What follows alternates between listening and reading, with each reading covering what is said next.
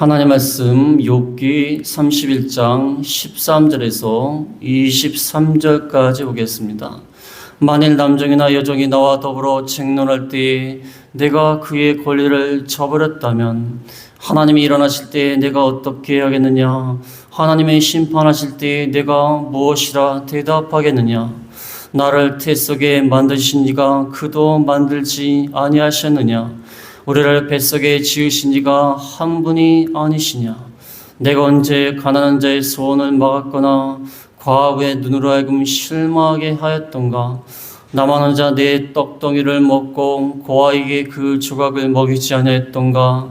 실상은 내가 젊었을 때부터 고아 기르기를 그의 아비처럼 하였으며 내가 어렸을 때부터 과부를 인도하였노라.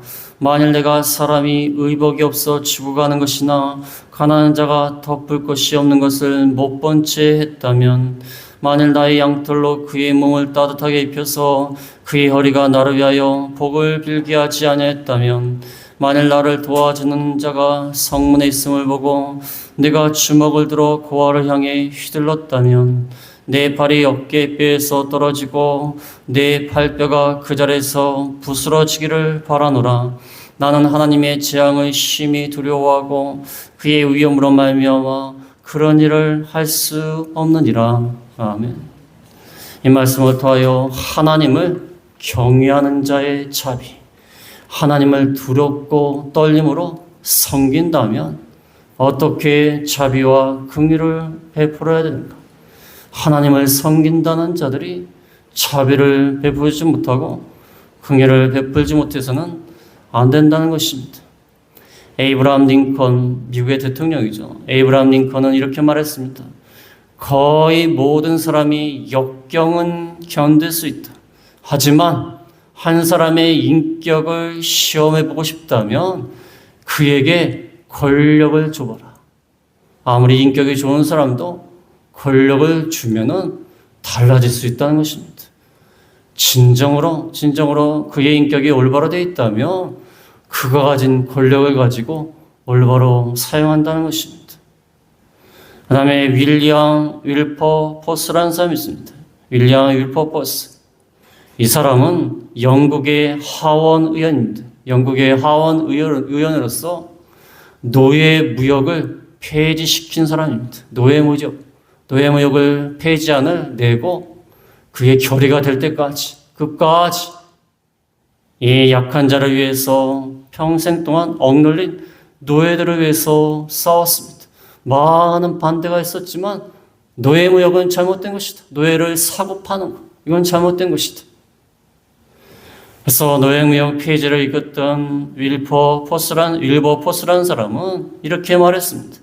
나는 매일 아침 하늘에 계신 나의 상전을 뵙는다.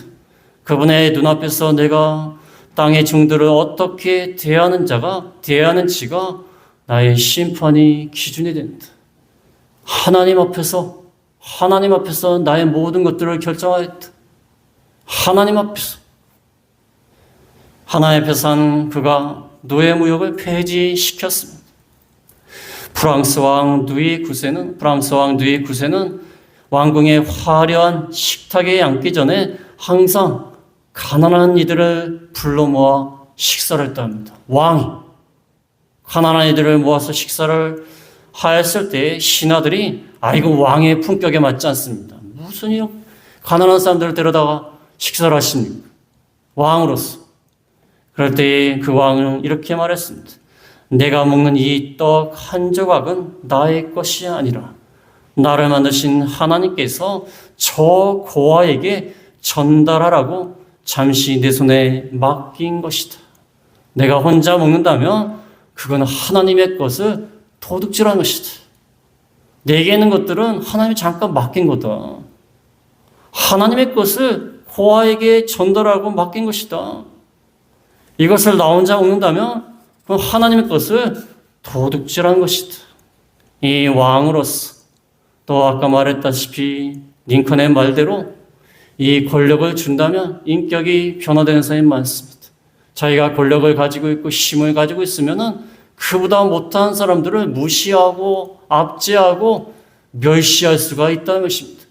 그러나 이렇게 하나님을 섬기는, 아까 말씀드렸던 이런 하나님을 섬기는 사람들은요, 항상 하나님 앞에서 하나님을 경외함으로 자기가 가진 권력, 힘을 사회적 약자를 위해서 사용하였습니다. 그게 진짜 하나님을 섬기는 사람들이에요.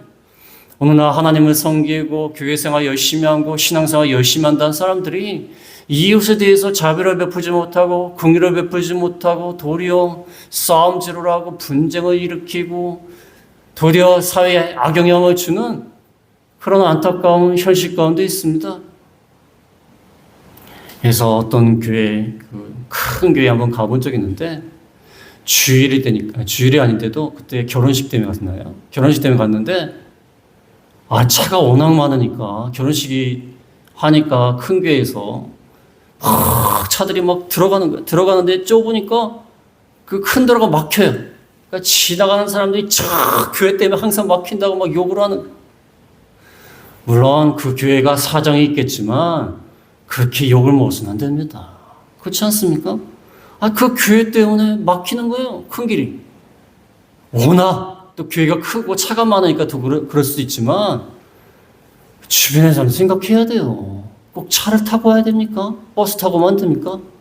먼 동네에서 온 사람들도 아니 제가 물론 먼 동네에서 온 사람들은 타고 와야겠지만 서로 카풀해갖고 같이 타고 와도 돼요. 그거 막아놓으니까 그냥 저 교회 때문에 맨날 이런다는 거예요. 그러니까 누가 교회를 나오겠습니까? 하나님을 경외한다면, 잘 섬긴다면 우리가 이웃에게 또 안 믿는 사람을 향하여서 사회적 약자를 향하여 자비를 행해야 된다는 것입니다. 오늘 말씀을 기록한 욥은요, 욥은 잘 아시다시피 참 큰 부자였습니다. 아주 거부입니다. 거부. 양이 7,000마리, 낙타가 3,000마리, 소가 1,000마리. 성경에 소개한 것만 이겁니다. 얼마나 큰 거부인지 몰라요. 또 욥은 성문에서 아주 존경받는 사람이에요. 그 당시에 성문 안으로 들어왔다 나갔다 사람이 많기 때문에 성문에서 재판을 했습니다. 재판을 하고 나라의 중대사를 의논했어요. 그런데 그 성문에서 욥이 딱 가면은 사람들이 다 예의를 표하고 욥이 한마디 하면 아무 말도 못해요. 그렇게 권위가 있는 사람이에요. 오늘날로 말하면 권력 있는 사람이, 재산도 많죠, 권력이 있죠.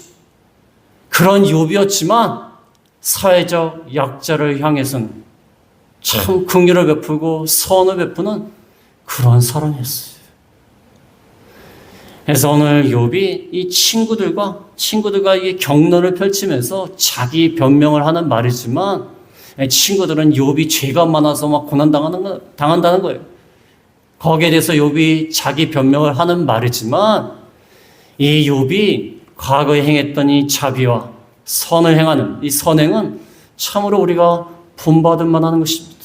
하나님을 진짜 경외하고 두렵고 떨림으로 섬긴다면 이렇게 사회적 약자를 돌봐주는 저희가 되어야 된다는 것입니다.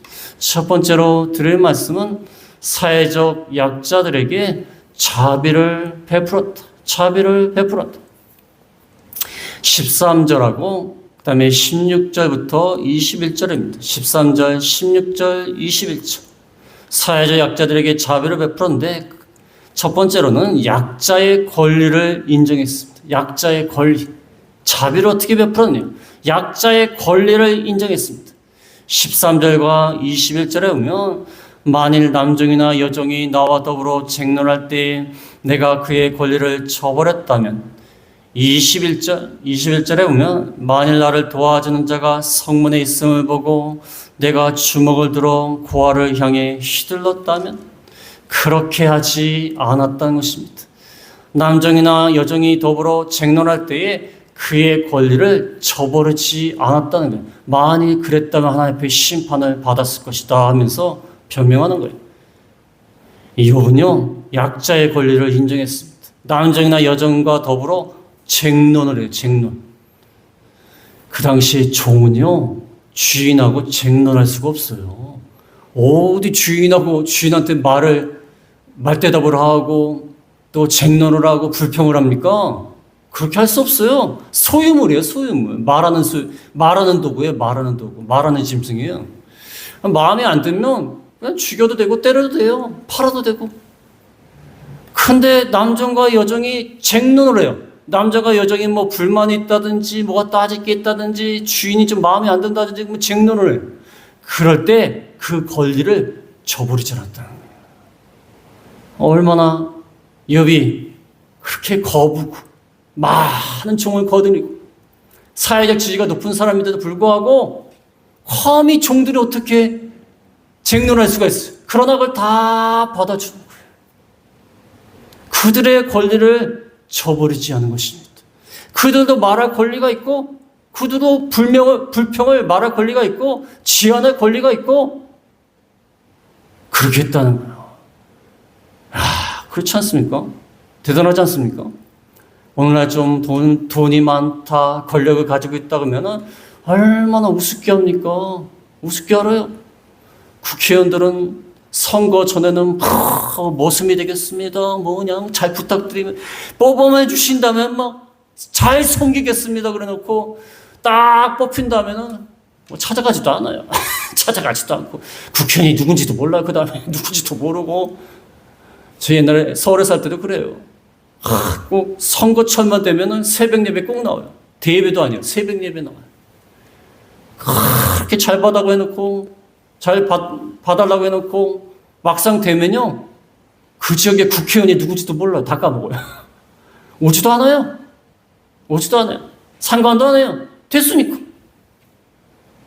이 부와 권력을 가진 사람이 이 종에 대해서 권리를 인정한다는 것은 참으로 이 사람이 얼마나 하나님을 경외한 자로서 올바로 사는 것인가.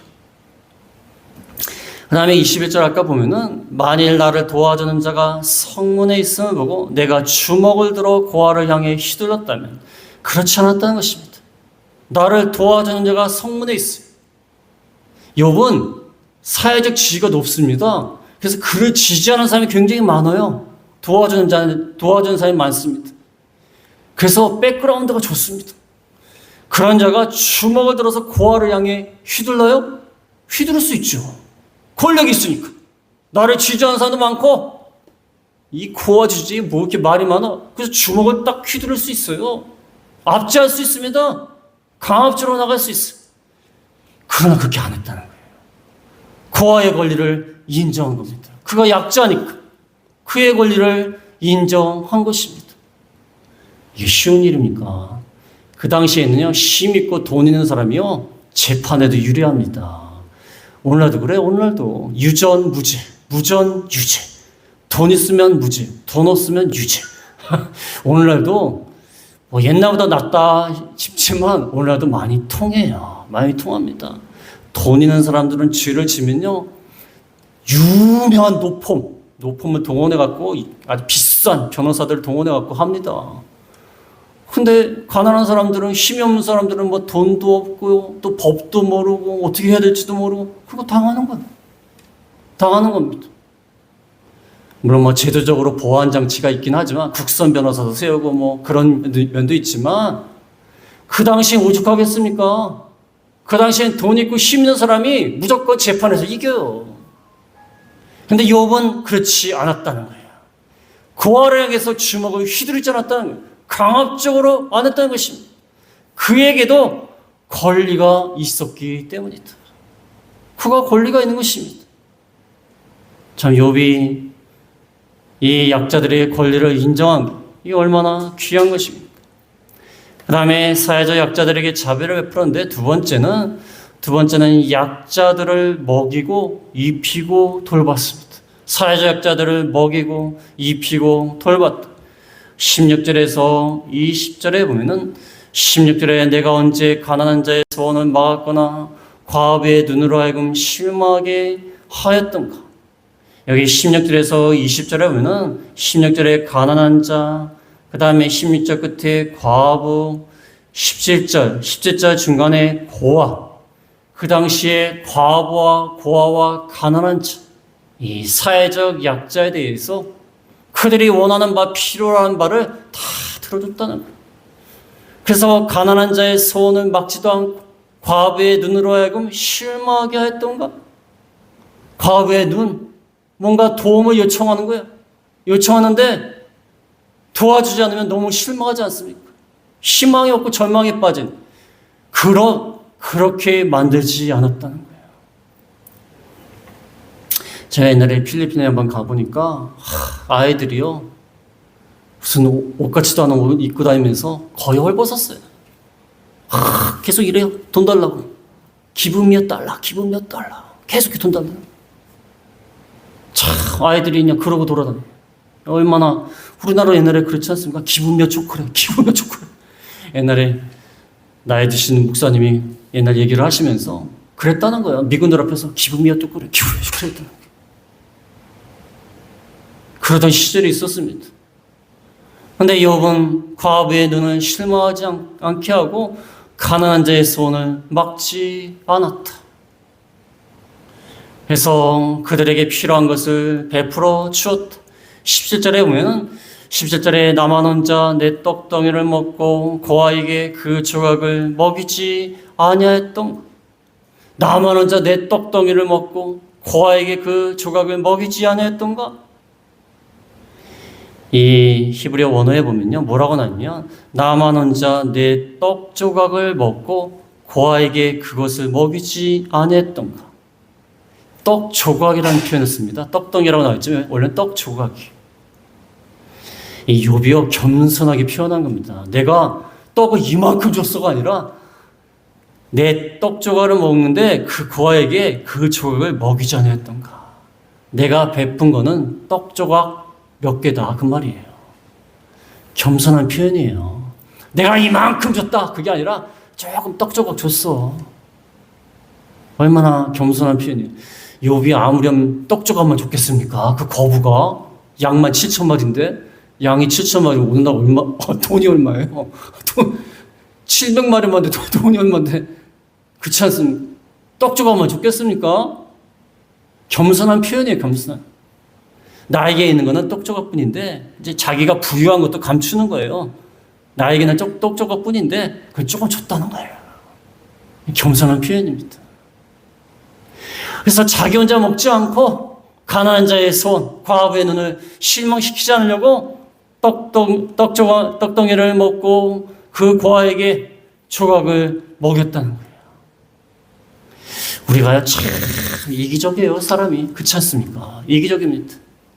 우리가 부자가 되고 좀 여유 있게 되면요, 남을 좀 베풀어야겠다, 도와주겠다가 마음에 그런 생각을 하지만 막상 부유해지고 잘 되면요, 그런 마음이 없어져요. 더 내 거! 안 뺏기려고 노력하는 거예요. 안 뺏기려고 더 노력합니다. 옛날에 어떤 교회를 보니까 큰 교회가 있는데, 어떤 교회라고 얘기 안 해요. 큰 교회가 있는데, 그 옆에서 성도들이 나왔어요. 성도들이 나오는데 거리가 좀 멀어요. 거리가 머니까 이 성도가 가까운 교회 간다는 거예요. 가까운 교회는 작은 교회예요. 그러면 큰 교회니까 한 사람 간다고 뭐 큰 교회가 뭐 무너집니까? 근데 안 그래요. 그냥 구역장이 와가지고 그냥 어디를 가느냐 우리 교회 나와야지 멀어도 나와야지. 그래서 너무 힘들다고 머니까 좀 가까운 게 나가겠다니 그냥 이야 세상에서도 그렇게 할까요? 세상에서도 그렇게 안 할 것 같은데요. 그렇지 않습니까? 그 사람이요 조금 여유가 있고 많아지면 잘 베풀 것 같죠? 그렇지 않습니다. 제가 목회를 해보면요 부유하고 또 돈이 많은 사람이 헌금을 많이 할 것 같죠? 그렇지 않습니다. 하나님을 사랑하는 사람이 헌금을 해요. 아무리 가난해도 마음이 문제입니다. 우리가 부유하고 힘있고 이런 사람들이 남을 잘 도와줄 것 같죠? 그렇지 않습니다. 인간의 욕심이라는 게 한도 끝도 없어요. 자기 거. 내 거를 왜 뺏어가? 왜 나눠줘? 내 건데. 우리가 그러고 있어요. 이제 목회를 해보면 그래요. 넉넉하고 여유가 있는 사람들이 남을 도와주고 그럴 것 같죠? 그렇지 않습니다. 결코 그렇지 않아요. 다음에 18절에 보면 18절에 실상은 내가 젊었을 때부터 고와 기르기를 그의 아비처럼 하였으며 내가 어렸을 때부터 과부를 인도하였노라. 욥이여 젊었을 때부터 고아를 기렀습니다. 고아의 아버지가 되었습니다. 또 어렸을 때부터 과부를 인도하였다. 어렸을 때부터 과부를 잘 돌봐줬다. 고아와 과부를 잘 보호해주고 그들의 아비가 되고 그들의 부족한 것을 채워주고. 이게 쉬운 일입니까? 쉬운 일이 아니에요. 자기 자식 키우는 것도 쉽지 않습니다. 옛날에 어떤 아이를 갖다 입양한 사람을 보니까 그 입양하는 것도 쉽지 않아요. 그 아이의 부모가 어떤 사람인지도 몰라요. 이게 참 그런 게 있습니다. 이 옛날 어르신들이 이 가문을 본다고 했으면 가풍이라는 게 있어요. 그래갖고 어머니 아버지가 좀 사회적으로 좀 문제가 있는 사람들이면요, 자녀도 그럴 경우가 많아요. 물론 다 그런 건 아니에요.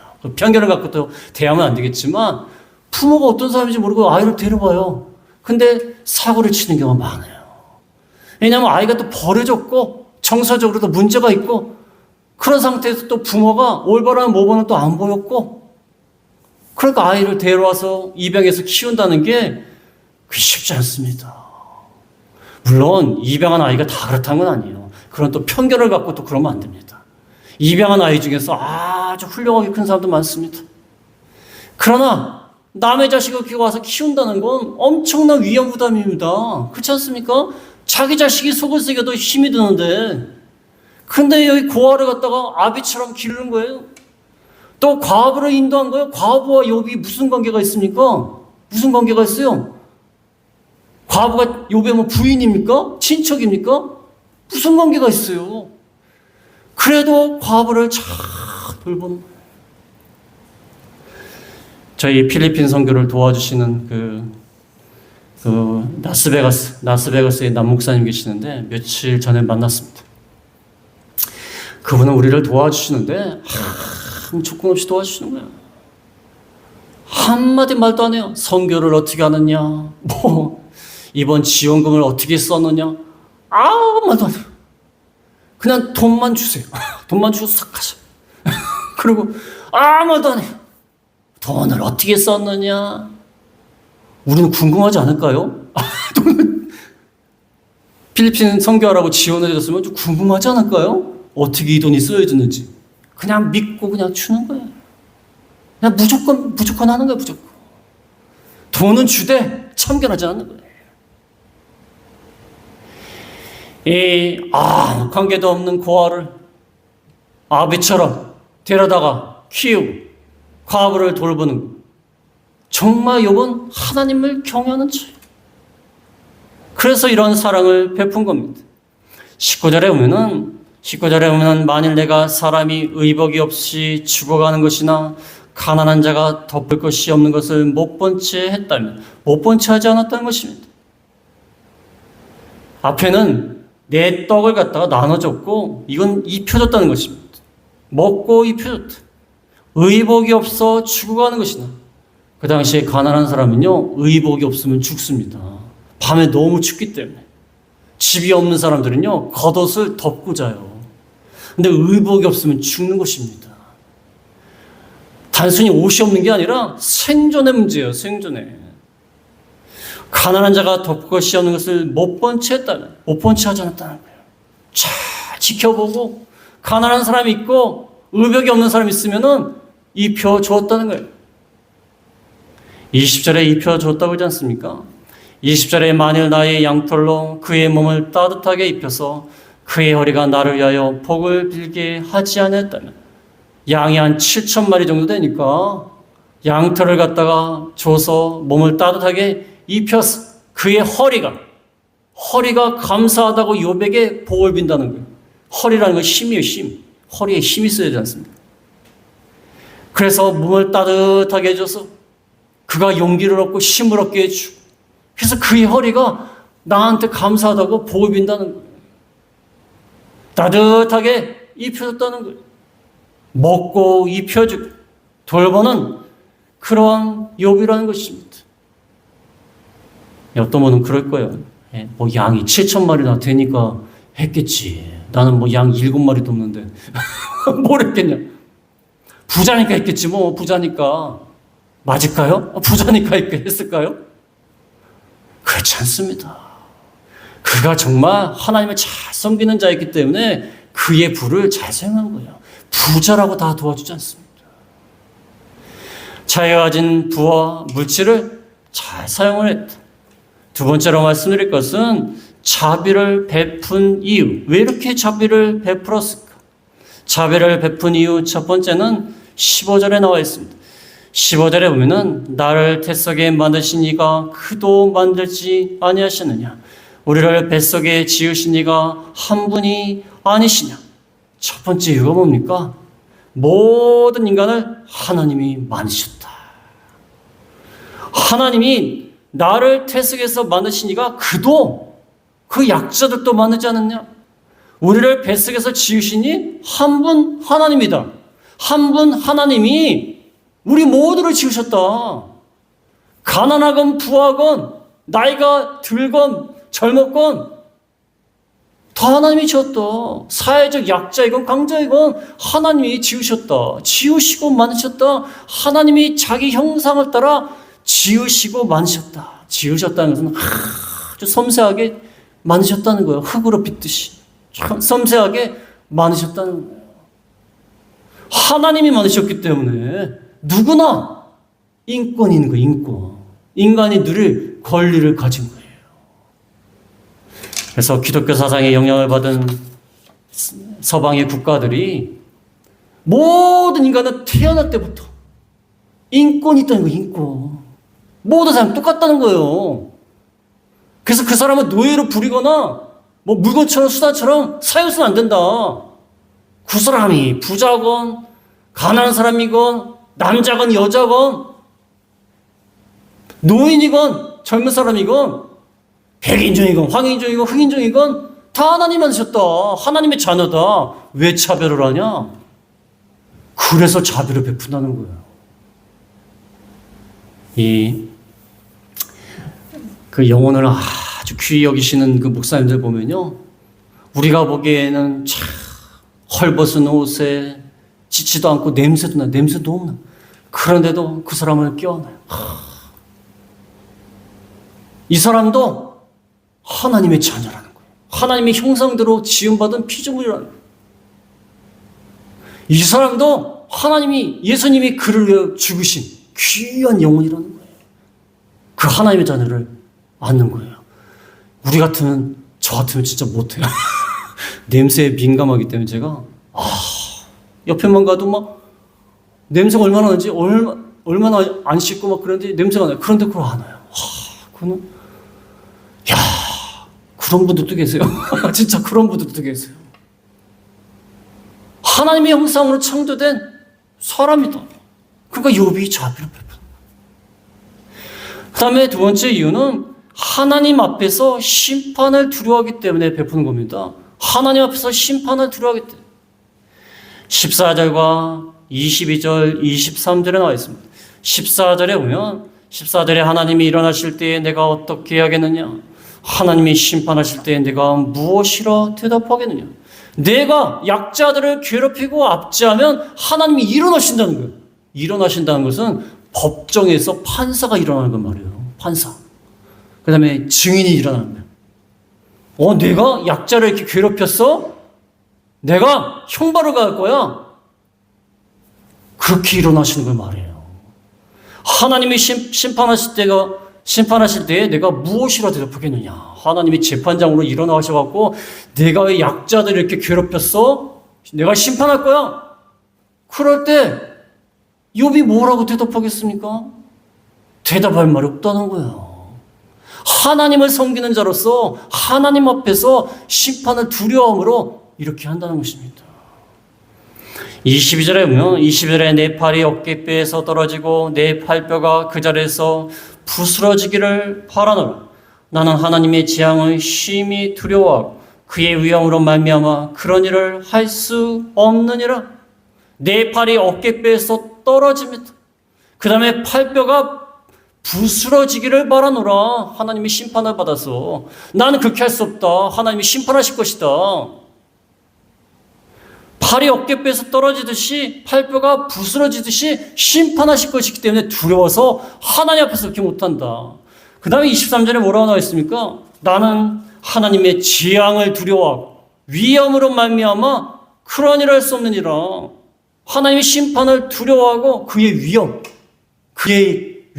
그의 광채, 그 앞에서 나는 하나님 앞에서 이 약자들을 괴롭히고 그런 일을 할 수 없고 도리어 그의 위험 앞에서 약자를 돌보고 먹이고 입히고 할 수밖에 없다.